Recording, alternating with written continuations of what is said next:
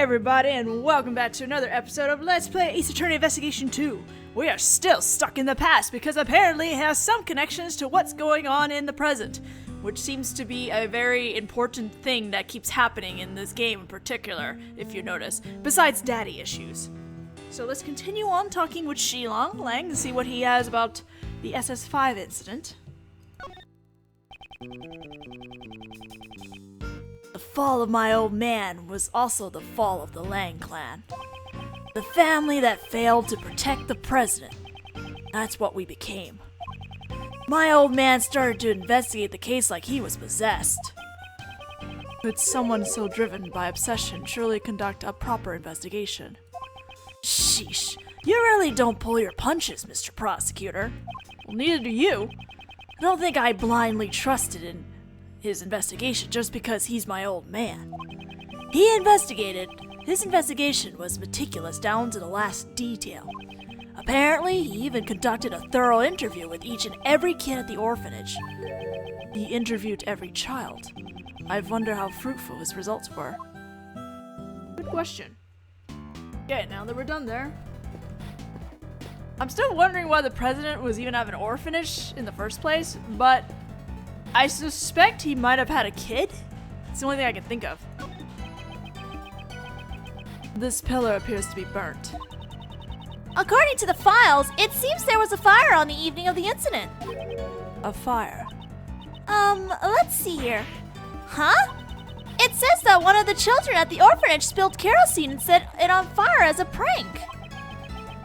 That's a horrible prank! I guess that kid had far too much energy.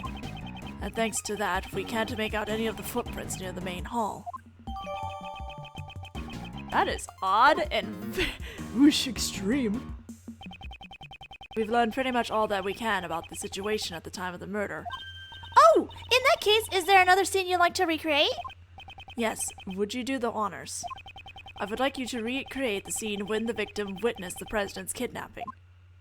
Right, I'll recreate the scene based on Mr. Cameron's photo. Oh, there's the snowman. I was like, there's no snowman in this particular reenactment, but the snowman's there. And kind of melted and sad. Mr. Cameron is standing in the middle of the flower beds.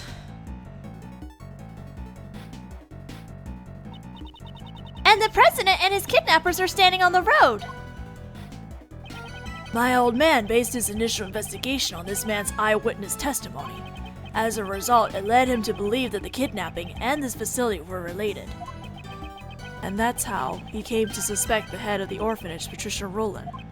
Yeah, but in court, Blaze the Best treated this testimony as if it meant nothing. Why would he do that?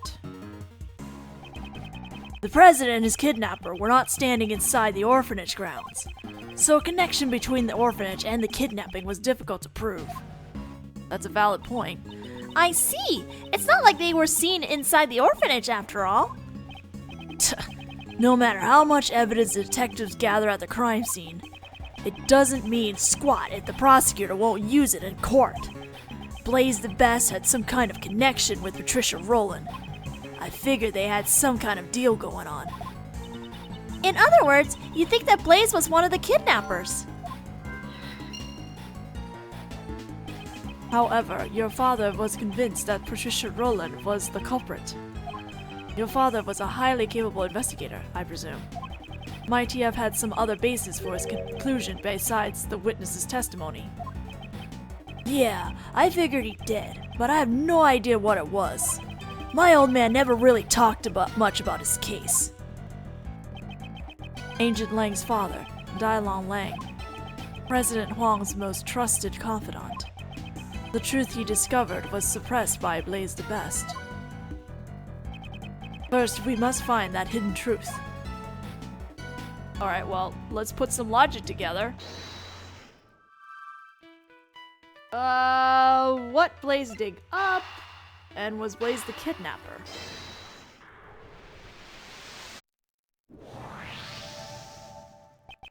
If we suppose that Blaze was one of the kidnappers, it becomes more likely that what he dug up yesterday is connected to the abduction.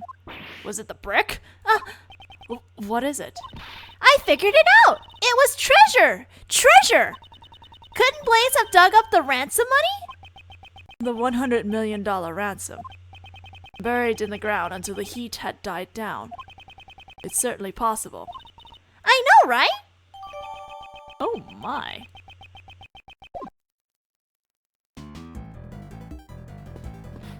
Alright, let's check out these things. These people. I won't rest until I've inspected every suspicious looking nook and cranny.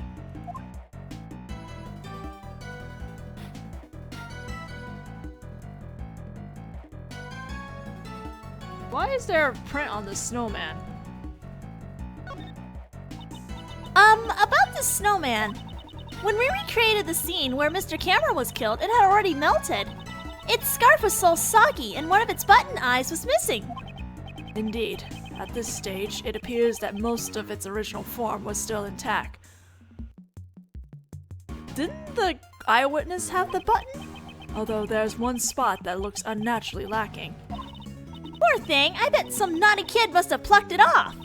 Although, from a thief's perspective, that kid does have some promise. Was it plucked off by one of the children at the orphanage? No, perhaps. It was taken by an entirely different person altogether. Do that in a second. Let's examine these guys. It's the president's kidnapper. Let's try drawing out whatever we can from their appearance. Right, I got it! Their appearance! Their appearance! First things first, the kidnapper threatened the president with a gun. Look at how they're holding the gun. It's like they're trying to show it off. Totally not cool. Unfortunately, we cannot see the person's face because it's hidden by their coat and hat. And look at that popped collar. It's like they're trying to be all that. Totally not cool. Their body seems relaxed, suggesting that they had a composed mental state. They even have one hand stuffed in their pocket. Totally not cool at all. Okay, I'm sorry, but that's... stuff I've drawn out from their appearance. That may be true, but... that's not how it works! Dijon Wang, 12 years old. 12 years old? 12 years ago, he was still the president of Zhengfa. Doesn't he seem a bit younger? Though it might be hard to tell since it's so dark. Indeed, and with the situation being what it was, his facial expression seems a bit strained. I wonder where the president was taken after this.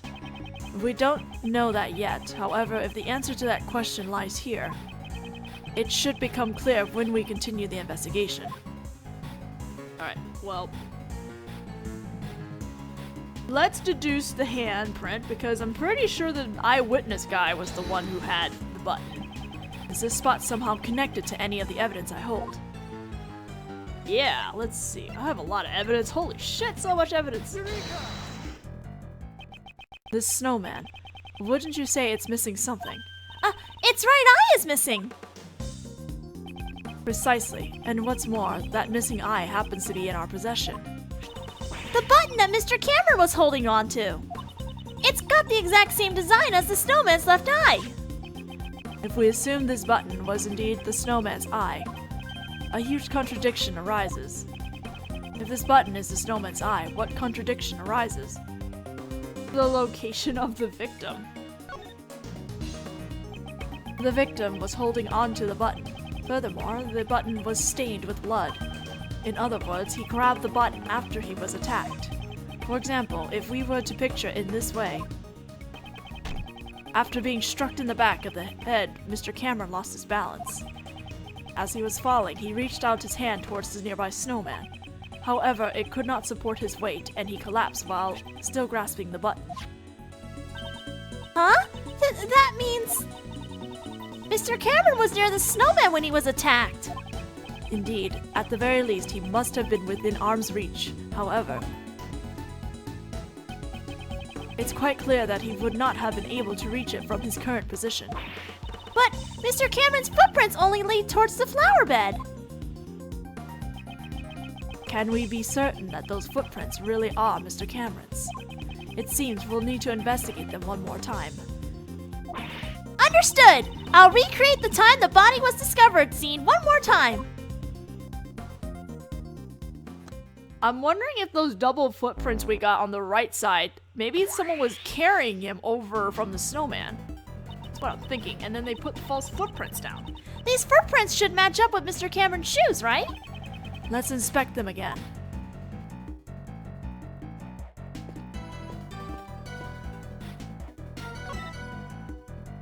Alright, let's check out his shoes. These shoes should match the footprints. However, these shoes, it seems like they were not the ones originally worn by the victim. What do you mean?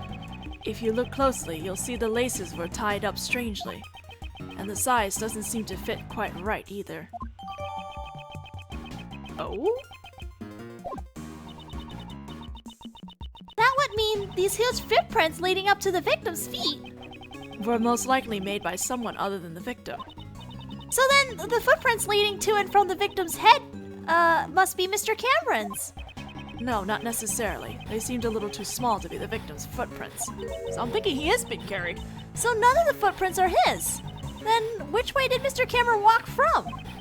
It's quite simple. The victim did not walk here on his own accord, but rather, he was carried here after he was murdered by the culprit. There we go. The question now becomes, where was he killed and carried from? Perhaps it was near the snowman after all. Oh, let's examine the snowman again. The poor, sad snowman. Mr. Cameron's body was moved. If we consider the button he was holding onto, it's highly likely that he was killed near the snowman. I should take a closer look. I won't rest until I've inspected every suspicious-looking nook and cranny. There is a brick that seems to be missing here. Huh? There's a brick missing here. The rest are all in order. It's strange that only this one is missing. Alright, let's put some logic together. Murder weapon and the missing brick. That's easy.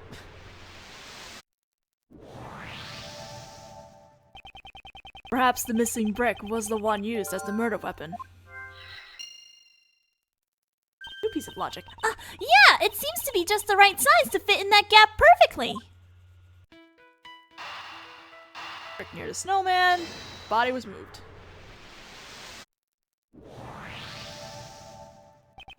As I thought, it seems the murder actually occurred near the snowman. Both the button Mr. Cameron was holding and the murder weapon came from there.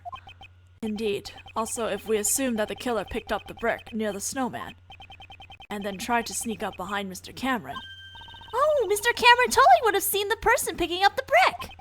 Exactly. Okay, please update the recreation.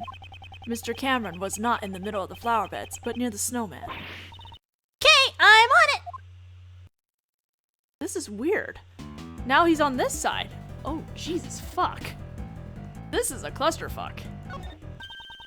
No matter how you look at it, this is strange. All the people involved in the case are gathered in the same place. Did we make a mistake here or something? One piece of evidence this recreation is based on is odd. If I had to choose which piece of evidence is fake, which piece of evidence is likely to be fake? It may possibly be the photo.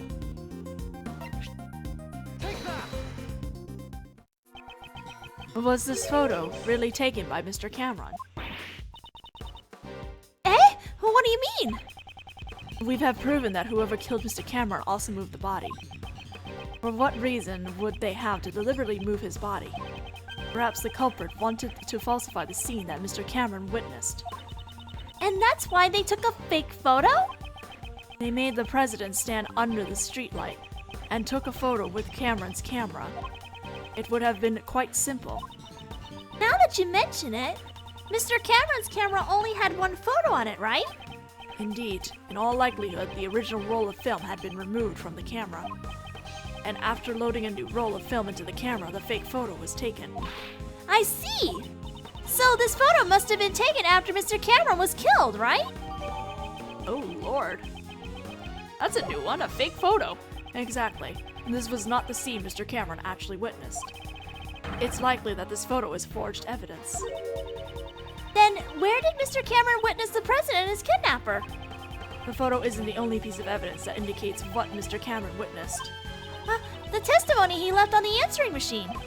Precisely. We should listen to the recording one more time and confirm what was said. Where else could the president and his kidnapper have been?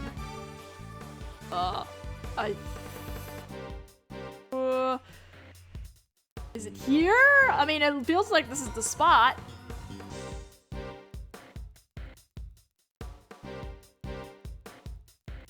Or maybe it's here. I'm gonna put it here. Take that! Let's try here. Okay, that was right. Mr. Cameron said this on the answering machine because I think he was mentioning that it was somewhere in the orphanage, so. The light just went off. I can barely see a thing now. There are only 2 places here where the lights are broken. The light by the orphanage! Kay, could you please update the recreation? Roger!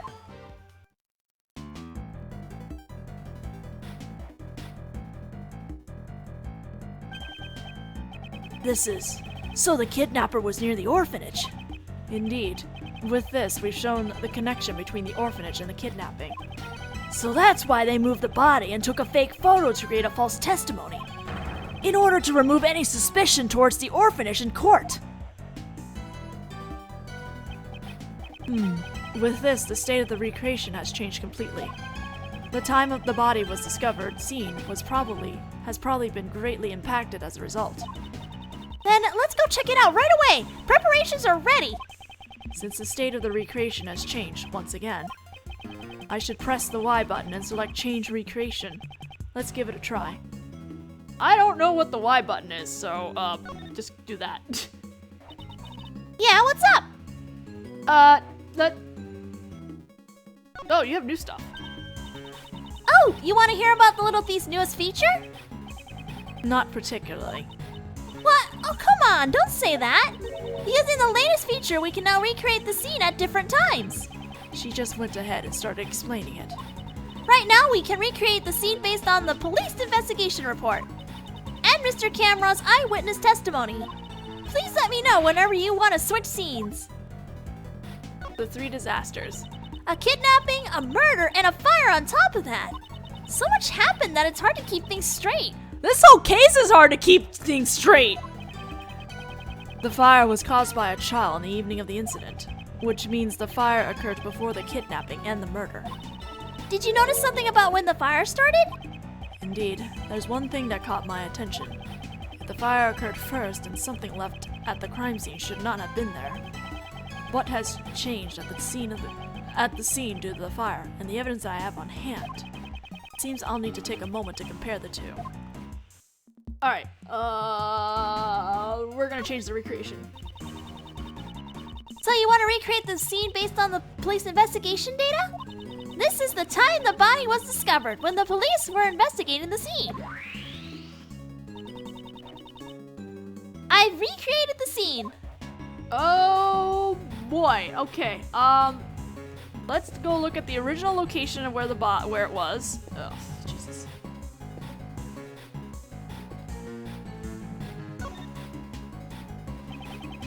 I won't rest until I've inspected every suspicious-looking nook and cranny. The blood seems to have cleared off from up the top. That's weird. Alright, let's look at the blood stain. The blood splattered above the snow. There certainly was a substantial amount. It's almost as if the murder was actually committed here. But Mr. Cameron should have been attacked near the snowman. Exactly. In that case, this blood must belong to someone else. What? But the police report said this was Mr. Cameron's blood. The one in charge of this case was Blaze the Best. It would have been simple for him to falsify that information. But wouldn't it be faster to just clean up the bloodstains rather than falsify the information? He wouldn't be able to do that. Think about it. Blaze knew that Mr. Cameron's body would be discovered here, in which case the forensics department would naturally become involved. A luminal reaction! They would have discovered it with the power of science. Precisely. It would have been difficult to completely erase all traces of blood. However, falsifying the results of the blood test would be much easier in comparison. He would just have to switch the results from the forensic reports. Aw, what a bummer. Knowing those documents I read were falsified. It looks like Mr. Cameron's clothes were completely soaked in blood. If the blood scattered here got onto Cameron's clothes, that would mean at the time the bloodstains here had not dried yet. I see, so then this certain somebody's blood was splattered here just a short while before Mr. Cameron was murdered. Oh shit! Like, the president? Indeed, that's exactly right. However, if that's the case, wouldn't a new contradiction arise in this recreation? Well, the only other person that was standing there was the president who had a gun pointed at him, so...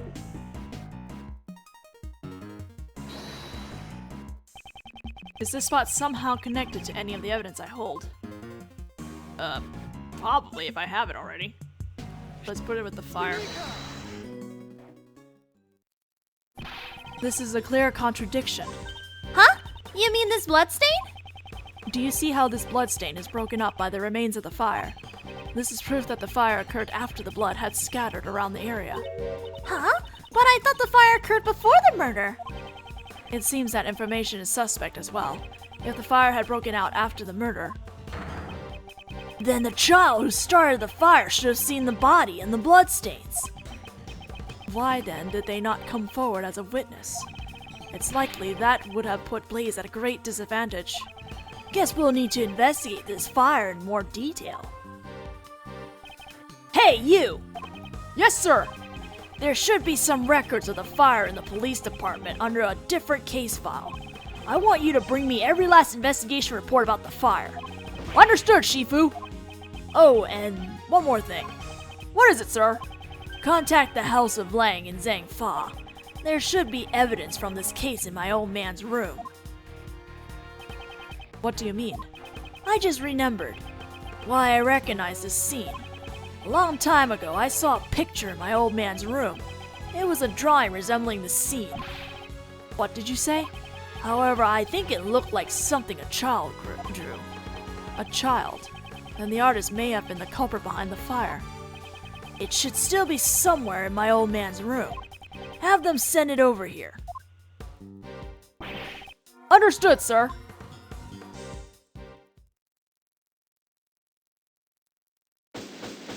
Investigation complete! Whew.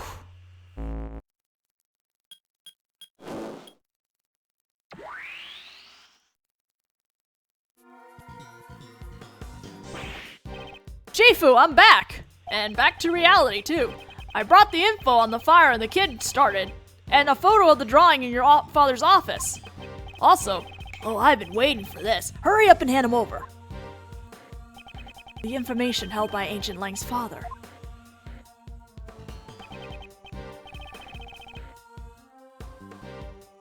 Is that Sir Hondogen with his dog? This is it. It's exactly what I remembered. This was the picture drawn by the child depicting the night of the incident. It sure looks like it was drawn with a child's touch. As I thought, the one who drew this is most likely the child who started the fire. Oh, Sir Hondogen was involved! Did he assassinate the president? Shifu, well then who's this president? What now? Sorry, but it's gotta have to wait. Hey, Mr. Prosecutor. Why do you think my old man had this? Perhaps he obtained it during the course of his investigation into the incident. Although I don't know why he would have concealed it. Ancient Lang, might I be able to see the details of the fire? Yeah, sure. Allow me to read it post-haste. The boy who started the fire snuck out of bed on the night of the incident. It seems this boy went missing several days later. What? Don't tell me that he witnessed something he shouldn't have. That's horrible! He was only a child, after all. Well, I hate for that to be the case. We can't rule out the possibility entirely. Huh? Apparently, the boy left some stuff behind at the orphanage, and it was taken as evidence. What's this? What's that doing here? Mr. Prosecutor, do you recognize this? Yes, I know one piece of evidence that's related to it. Which piece of evidence is related to what the boy left behind? Back to the Mozilla doll. We're bringing back the Mozilla doll. I don't know what's it doing here.